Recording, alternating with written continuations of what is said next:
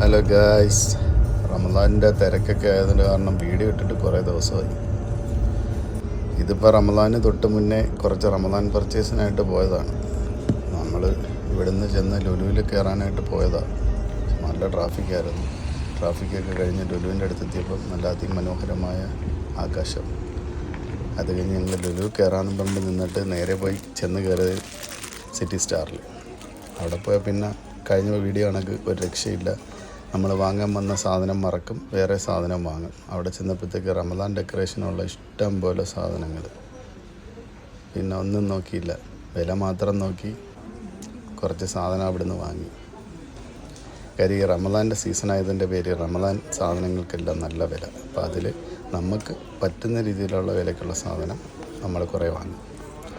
അപ്പോൾ ഇനിയൊരു വീഡിയോയുമായി കാണും വരെ ബൈ.